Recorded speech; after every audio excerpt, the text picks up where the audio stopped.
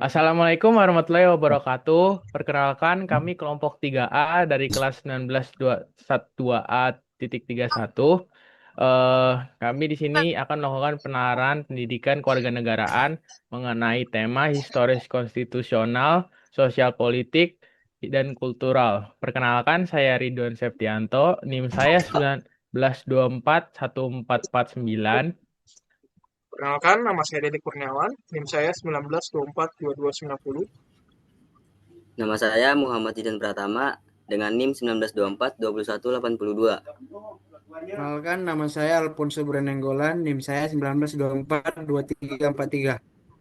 Perkenalkan, nama saya Hanif Akbar Putra Pratama dengan NIM 19241554. Perkenalkan, saya Iman dengan NIM 192423855. Baik, tanpa basa-basi lebih lanjut, mari kita masuk ke dalam materi. Konsep dan urgensi penegakan hukum yang berkeadilan. Definisi negara hukum. Indonesia menganut prinsip Rechtsstaat atau negara hukum, di mana setiap tindakan pemerintah dan warga negara harus berdasarkan hukum. Ini tercermin dalam pasal 1 ayat 3 UUD 1945. Tanpa hukum, negara akan menjadi otoriter atau kacau.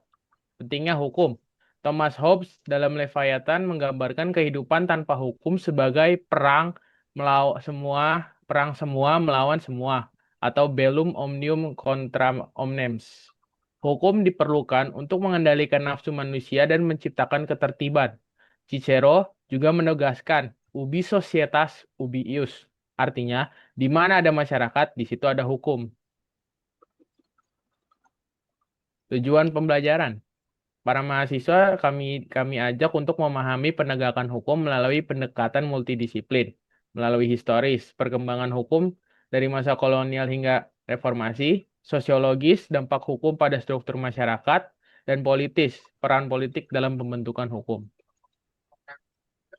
Oke, selanjutnya ada tujuan negara dan hukum yang akan dibacakan oleh saya. Yang pertama itu ada teori Cronenberg. Negara tidak hanya menjamin keamanan atau orde, tetapi juga menjamin kesejahteraan atau welfare. Teori ini mempengaruhi Undang-Undang Dasar 1945, terutama dalam kewajiban negara mencerdaskan kehidupan bangsa. Itu terdapat dalam alinea 4 pembukaan Undang-Undang Dasar 1945. Selanjutnya ada tujuan NKRI. Dari segi perlindungan yaitu perlindungan Undang-Undang Perlindungan Anak dan Undang-Undang Hak Asasi Manusia. Dari segi kesejahteraan, yaitu diwujudkan melalui program seperti BPJS dan subsidi pendidikan. Dan dari segi pendidikan, ada anggaran 20% APBN untuk pendidikan. Selanjutnya ada ketertiban dunia. Indonesia aktif dalam perdamaian global, misalnya lewat DKPBB. Selanjutnya ada lembaga penegak hukum di Indonesia. Kita mulai dari kekuasaan kehakiman. Ada MA yang bertujuan mengawasi peradilan di bawahnya. Itu terdapat pada Undang-Undang Nomor 48 tahun 2009. Kedua ada MK yang untuk menguji undang-undang terhadap Undang-Undang Dasar 1945. Misalnya pembubaran partai politik. Tiga ada KY, yaitu mengawasi perilaku hakim. Contohnya kasus pemecatan hakim bermasalah. Di kedua ada lingkungan peradilan. Ada peradilan umum, yaitu kasus pidana atau perdata masyarakat umum. Kemudian ada peradilan agama, yaitu penceraian waris, misalnya sengketa waris di Peradilan Agama Jakarta. Tiga ada peradilan militer, yaitu pelanggaran oleh TNI, contohnya desersi. Dan terakhir ada PT-UN, yaitu sengketa izin usaha versus pemerintah, contohnya kasus reklamasi Teluk Jakarta.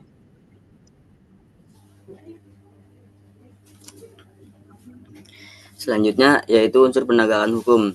Teori ini menurut Gustav Radburg yaitu keadilan. Contoh ketidakadilan adalah vonis berbeda untuk pelaku korupsi versus pencuri kecil.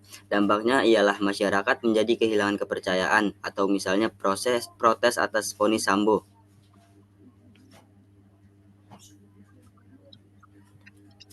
Secara kemanfaatan, hukum harus menyelesaikan masalah, bukan formalitas. Contohnya adalah mediasi di pengadilan untuk sengketa tanah.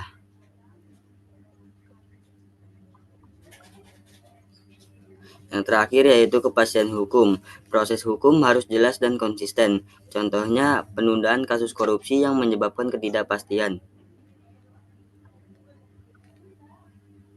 Selanjutnya, dinamika penegakan hukum di Indonesia.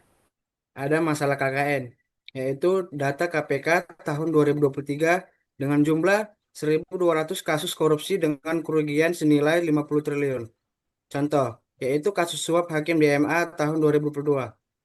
Kedua, konflik SARA, contohnya yaitu kerusuhan Tolikara tahun 2015 akibat intoleransi.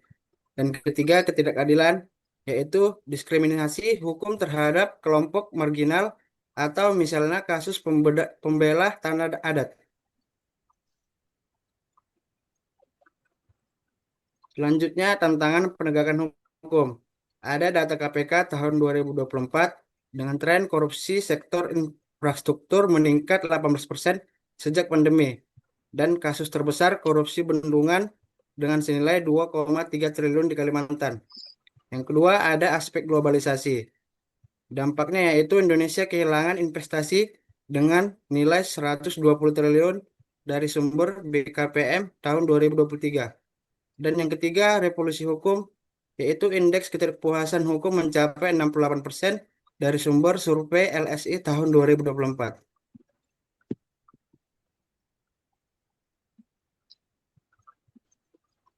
Selanjutnya, peran masyarakat dalam penegakan hukum. 1. Sistem pelaporan resmi. Aplikasi lapor Kemenpan RB 24.500 laporan pada tahun 2023 sampai 2024. Kedua, partisipasi generasi muda. 72% mahasiswa ikut sosialisasi hukum pada tahun Kemendikbud 2024. Ketiga, kolaborasi masyarakat pemerintah. Program Satu Desa Satu Paralegal oleh Kemenkumham.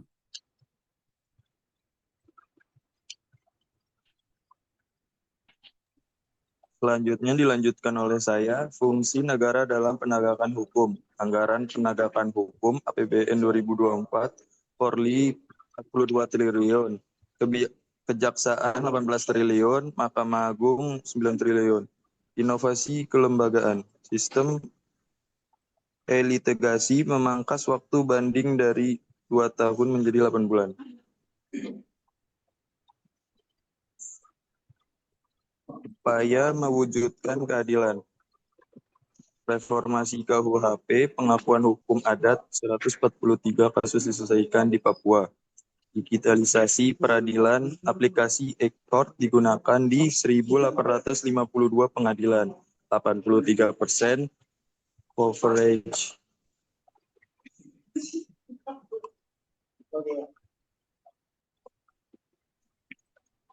Kesimpulan, hukum adalah pilar demokrasi.